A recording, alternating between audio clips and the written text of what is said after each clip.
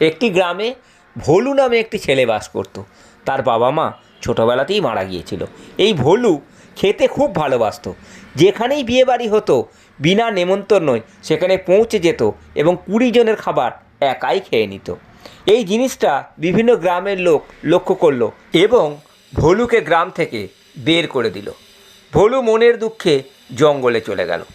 জঙ্গলের পথ দিয়ে সে যখন হেঁটে হেঁটে যাচ্ছে তখন একজন সাধু বাবার সঙ্গে দেখা হলো। সাধু বাবা ভোলুকে জিজ্ঞেস করলো, এই বাচ্চা, এত গভীর জঙ্গলের মধ্যে দিয়ে তুই একা একা কোথায় চলেছিস? আমাকে আশেপাশের লোকেরা গ্রাম থেকে বার করে দিয়েছে। আরে বাবা, কেন? তোর মা বাবা কোথায়? তারা তো কবেই মারা গেছে। আরে বাবা, তাহলে তুই একা একা এই জঙ্গলের মধ্যে দিয়ে কোথায় যাবি? আর গ্রামের লোকেরা তোকে কেনই বা বার করে দিল? জানো সাধু বাবা, আমি খেতে খুব ভালোবাসি, আর যেখানেই বিয়েবাড়ি হতো আমি বিনা নেমন্তন্নই খেতে চলে যেতাম। আর আমি তো প্রচুর খাই, তাই বিয়েবাড়ি লোকেদের খাবার কম পড়ে যেত। তাই গ্রামের লোকেরা সবাই মিলে আমাকে গ্রাম থেকে বার করে দিল। তাহলে তুমিই বলো সাধু বাবা, বিয়েবাড়ি গিয়ে খালি পেটে আসা যায়? পেট ভর্তি করে আসতে হবে না? এটাই আমার অপরাধ হয়ে গেছে, তাই গ্রামের লোকেরা আমাকে সবাই গ্রাম থেকে বার করে দিল। তাই আমি মনের দুঃখে জঙ্গল দিয়ে হেঁটে চলেছি।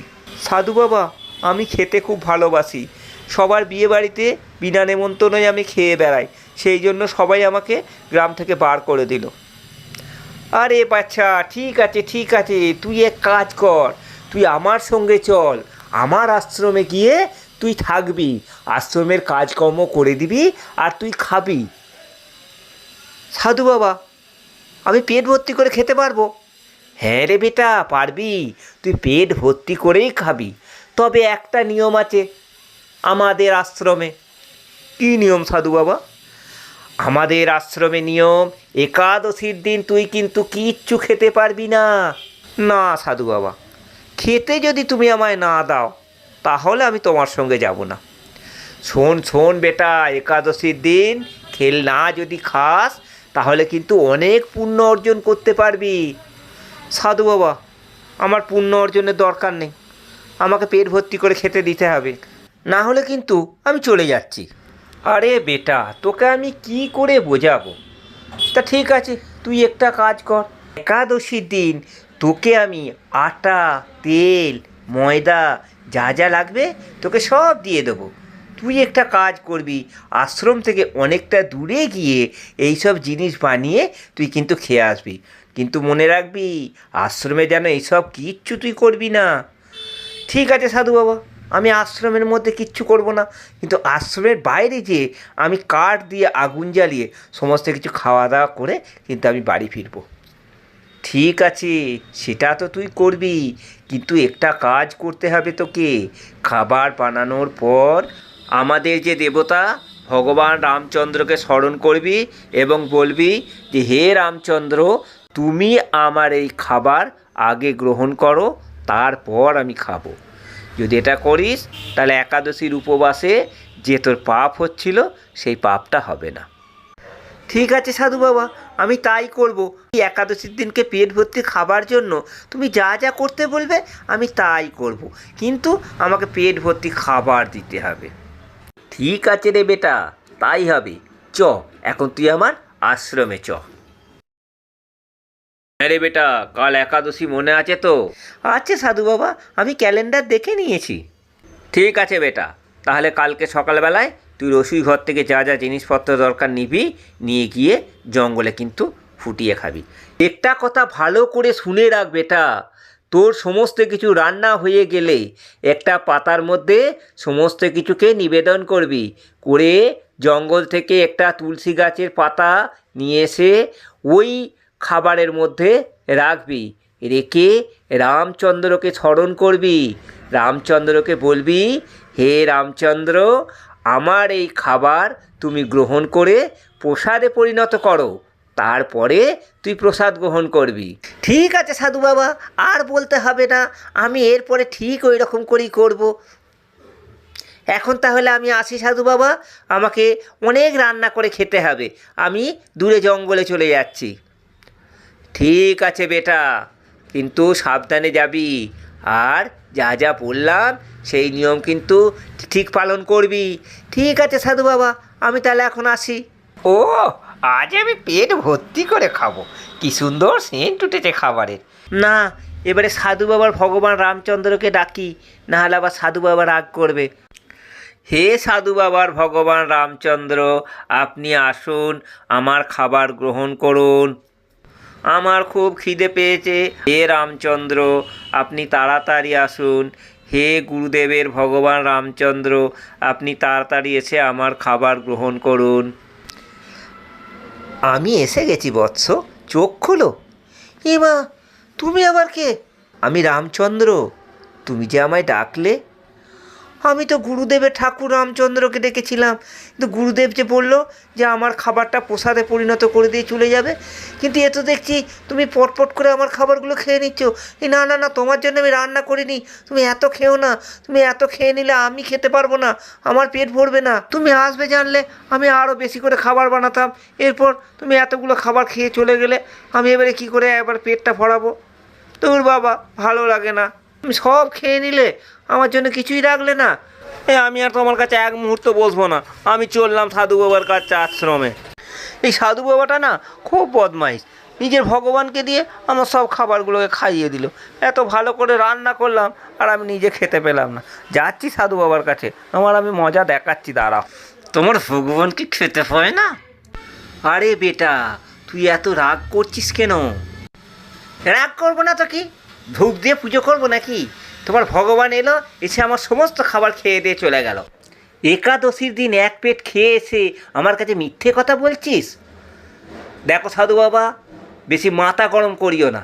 আমি মিথ্যা কথা একদম বলি না। এরপরে আমি তোমাকে বলে দিলাম, এর পরের একাদশীতে তুমি যা যা দিয়েছিলে তার ডবল ডবল আমাকে দেবে, নাহলে কিন্তু আমি আবার এখান থেকে চলে যাব। হ্যাঁ রে বেটা, কাল একাদশী, তোর মনে আছে তো? আমার তো মনে আছে, তোমাকে যেটা বলেছিলাম সেটা মনে আছে তো। এবার থেকে আমাকে সব ডবল ডবল দিতে হবে।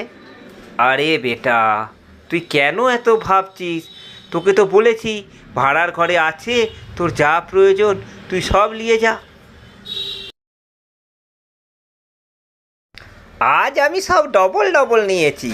রামচন্দ্র আসুক না, কত খায় দেখি। আজকে তো আরও সুন্দর সেন্ট উঠেছে। চলো আবার সেই গুরুদেবের ভগবানকে ডাকতে হবে। ডাকি, আজকে অনেক খাবার আছে, কোনো চিন্তা নেই। হে গুরুদেবের ভগবান শ্রী রামচন্দ্র, আপনি আসুন, আমার খুব খিদে পেয়েছে। আপনি এসে আমার এই খাবারকে প্রসাদে পরিণত করুন, তারপর আমি খেতে পারবো। হে রামচন্দ্র, আপনি আসুন। আমি এসে গেছি, চোখ খোলো বৎস। মা, তুমি এলে, তুমি আবার এ কাকে সঙ্গে করে নিয়ে এসেছো? এটা কে? এটা এটা তোমার মা, ইনি হলেন সীতা দেবী। মা, আমি শুধু তোমায় ডাকলাম, তুমি আবার আর একজনকে নিয়ে এসে হাজির করলে। এই তুমি আচ্ছা শুরু করেছো তো, প্রত্যেক দিনেই এরম করে আসবে একাদশীর দিন, আর নিজে খেলে আবার ফের এটা বউকে নিয়ে এসেছো।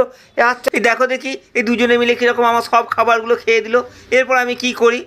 যাচ্ছি আবার সাধু বাবার কাছে। এর পরের একাদশীতে দেখো না, আমি 3 ডবল খাবার নেব। এই একজন একজন করে খাবার বানাচ্ছি, আর একজন একজন করে এসে হাজির হয়ে যাচ্ছে। সাধু বাবা, আজকেও কিন্তু আমার মাথা খুব গরম আছে, একদম আমার সঙ্গে কথা বলবে না। আরে বেটা, কি হলো সেটা তো বলবি। কি হলো সেটা বলবো? তুমি জানো তোমার ভগবান আমার সঙ্গে কি করেছে? নিজে তো এসেছে, আবার একটা বউকে নিয়ে এসেছে, বলে কিনা সীতা দেবী। এবার তুমিই বলো, আমি তো বানিয়েছি দুজনের খাবার, ওরা দুজনেই সব খেয়ে চলে গেল, আমি আজকেও উপবাস রইলাম। আরে বেটা, কি যা তা বলছিস? সীতা দেবী তোর খাবার খেয়ে গেছে? মিথ্যা কথা বলছিস। এই দেখো সাধু বাবা, আমি এর আগেও বলেছি, আজকেও বলছি, আমি কিন্তু মিথ্যা কথা বলি না। তোমার সীতা দেবী আর রামচন্দ্র আমার সব খাবার খেয়ে চলে গেছে। তোমার যদি বিশ্বাস না হয়, তুমি এর পরের একাদশীতে আমার সঙ্গে যেয়ে দেখবে। ঠিক আছে রে বেটা, আর অত রাগিস না, যা আশ্রমের ভেতরে যা। হ্যাঁ রে বেটা, কাল আবার একাদশী, মনে আছে? হ্যাঁ সাধু বাবা, আমার মনে আছে। কিন্তু তোমাকে এবার আমি একটা কথা বলে দিই, এরপরে কিন্তু আমাকে 3 জনের খাবার দিতে হবে, রামচন্দ্র, সীতা দেবী আর আমি নিজে। ঠিক আছে বেটা, তোকে তো বলেছি তোর যা লাগবে তুই আশ্রমের ভাড়ার ঘর থেকে নিয়ে যাবি। আজ আর কোনো চিন্তা নেই, আজকে আমি 3 জনের খাবার নিয়েছি। আজকে একদম রামচন্দ্র সীতা দেবী যে আসবে আসুক, আজকে দারুণভাবে রান্না করে ওদেরকে খাইয়েও আমি পেট ভর্তি করে খাবো একদম। আহ, ফের শুরু হয়ে গেছে। ঠিক আছে, আবার দেখি। গুরুদেবের ভগবান রামচন্দ্র, সীতা দেবী, তোমরা চলে এসো, আমি তোমাদের জন্য খাবার রান্না করেছি। হে গুরুদেবের ভগবান রামচন্দ্র, তুমি সীতা দেবীকে নিয়ে চলে এসো, আমার খুব খিদে পেয়েছে, তাড়াতাড়ি চলে এসো। চোখ খোলো বৎস, আমরা এসে গেছি। এ কি, এ আবার কে? এ আবার তুমি কাকে নিয়ে এসছো? এ আমার ভাই লক্ষণ। লক্ষণ, তোমাকে একে কানতে বলেছে? আরে তুমি এলে, সীতা দেবী এলে, সব ঠিক আছে, আবার তুমি বলছো ভাই লক্ষণকে নিয়ে এসেছি। আজকেও তোমাদের জন্য আমি খেতে পাবো না জানো। এই দেখো সব কীরকম গপ গপ করে খেয়ে নিল। এই প্রত্যেকটা একাদশীতে আমাকে না খেয়ে আশ্রমে ফিরতে হচ্ছে। আজকে ফের আমি যাচ্ছি সাধু বাবার কাছে। সাধু বাবাকে বলবো তোমার কতগুলো ভগবান আছে বলো, ততগুলো ভগবানের খাবার তুমি আমাকে দেবে, তবে আমি গিয়ে রান্না করে খাবো। ওরম করে দেখার কিছু নেই, আজকেও না খেয়ে আশ্রম ফিরেছি। আরে বাবা, এই ছেলেটা কি বলছে আমি তো কিছুই বুঝতে পারছি না। প্রত্যেক দিন এক গাদা করে খাবার নিয়ে যাচ্ছে আর বলছে আমি না খেয়ে বাড়ি ফিরছি। কিছু তো একটা হচ্ছে। এরম নয় তো যে কোনো জঙ্গলের লোক ভগবান সেজে এর খাবারগুলো খেয়ে নিচ্ছে। এ তো এমনিই ভোলা ভালা ছেলে। ঠিক আছে, দেখতে হচ্ছে। হ্যাঁ রে বেটা, কাল একাদশী। এই একাদশীটা তো খুব ভালো একাদশী ছিল, তুই তো করতেই পারতিস। ওই রকম করে বলো না সাধু বাবা, প্রত্যেকটা একাদশী হিসেব মতো আবার করা হয়ে গেছে। প্রত্যেকটা একাদশীতে আমি খালি পেটে বাড়ি এসেছি। তোমার ওই ভগবান যতগুলো আছে সবাই এসে আমার খাবার খেয়ে দিয়ে চলে যাচ্ছে। শোনো, এরপরে আমাকে কিন্তু 4 জনের খাবার দিতে হবে, রাম, লক্ষণ, সীতা দেবী এবং আমার। এই এতজনের খাবার যদি দিতে পারো তো বলো, নাহলে আমি তোমার আশ্রম ছেড়ে চলে যাচ্ছি। না রে বেটা, তোকে তো আমি আগেই বলেছি যে তোর যত দরকার তুই নিয়ে যা, আমাদের আশ্রমে খাবারের কোনো অভাব নেই, তুই সব নিয়ে যা।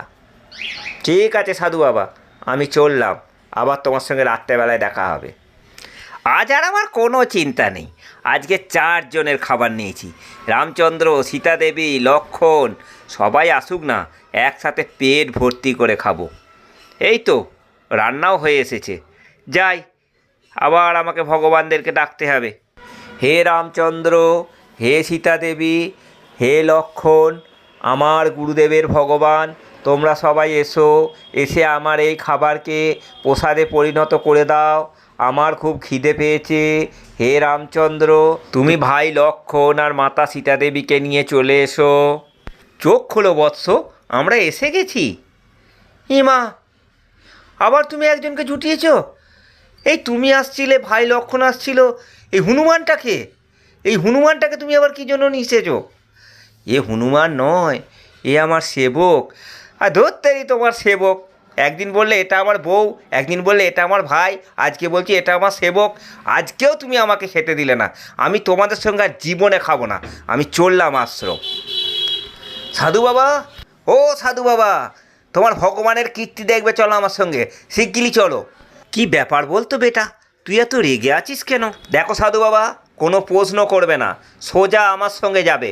তুমি প্রত্যেক দিন বলো না আমি মিথ্যাবাদী, চলো দেখবে, চলো আমার খাবারগুলো কে খাচ্ছে।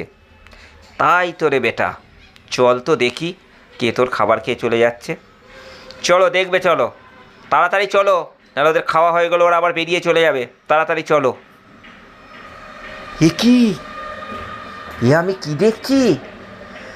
রামচন্দ্র, সীতা দেবী, লক্ষণ, তুই তো একদিনও তাহলে মিথ্যা কথা বলিস নি। সারা জীবন আমি নিজে হাতে রান্না করে এদের সামনে আমি রেখেছি, এরা কোনো দিন আমার খাবার খায়নি। আর তুই প্রত্যেক একাদশীতে নিজে হাতে এদেরকে রান্না করে নিজে না খেয়ে এদেরকে খাইছিস বাবা। তুই তো যে সে মানুষ নোস রে ভোলু, তুই অনেক বড় পুণ্য আত্মা আছিস। দে দে দে, তোর চরণের ধুলি দে, আমি মাথায় নিয়ে তোর সঙ্গে আমিও উদ্ধার হয়ে যাই। তাই ভগবান শ্রীকৃষ্ণ বলেন, আমাকে যখন যে রূপে ভজনা করে, যদি সত্যিকারের মন নিয়ে কেউ আমাকে ডাকে, আমি তার সামনে সেই রূপেই অধিষ্ঠিত হই। যদি ভিডিও ভালো লাগে অবশ্যই লাইক কমেন্ট শেয়ার করে দেবেন, চ্যানেলটিকে সাবস্ক্রাইব করে দেবেন, পাশে থাকা বেলটি বাজিয়ে দেবেন, যাতে করে আমার দেওয়া ভিডিও সবার আগে আপনাদের ফোনে পৌঁছে যায়। সবাই আমার সঙ্গে আগের মতোই বলুন, রাধে রাধে।